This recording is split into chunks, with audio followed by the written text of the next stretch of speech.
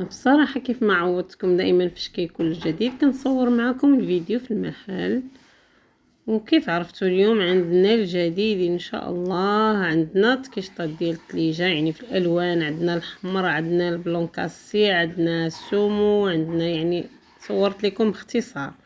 وعندنا ما شاء الله هاد القفطان ازرق ملكي ما شاء الله رائع. انتم كتشوفوا الخدمة كي دايره، قفطان مغربي 100%، رائع في الشكل وفي الخدمة واللوين. عرفتو زرق ملكي ما شاء الله، راه تيعطي واحد المنظر رائع. نتوما كتشوفوا معانا وكنكريو معاهم المضمات كيف كتشوفوا، مضمات خفاف بلاكيور، حاجه زوينه.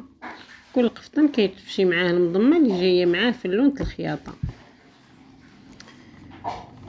كنتمنى اللي شاف هذا الفيديو يبارطاجيه. والمحل كيف عرفتوا في قصبة طاهر قرب الزاوية التيجانية متجر ريان. الهاتف عاد تلقاوه في صندوق الوصف ان شاء الله في الفيديو او على الواجهة.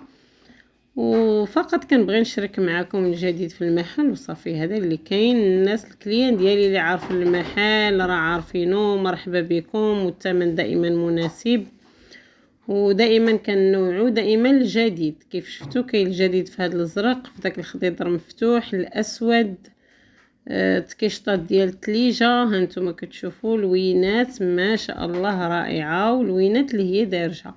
كاين قفيطنات اخرين، كاين لورانج، كاين بلونكاسي، كاين السومو، كاين لاموطاغ، كاين يعني العدد في القفاطن. فقط انا بغيت نوريكم الجديد وصافي. بالنسبه بحال هاد التكشيطه الحمراء راه فيها 5 لوينات جداد، 5 يعني من الموف البلونكاسي، فيها السومو مفتوح، فيها الكحل.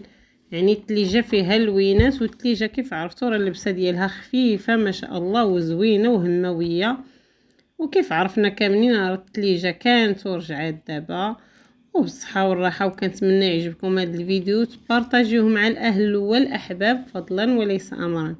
واللبسه الامازيغيه دائما ما خاطيناش، فيها الاسود، فيها الاحمر، فيها الابيض، الاصفر. يعني بالنسبه كنهضر لكم على القفطان الداخلي، اما الصايه والدال راه دائما كيبقاو في الابيض او في الاسود بحال هذا الشكل بالاكسسوارات ديالهم. وكنتمنى يعجبكم هذا الفيديو. ما تنسونيش من البارطاج وشي لايك وشي تعليق محفز.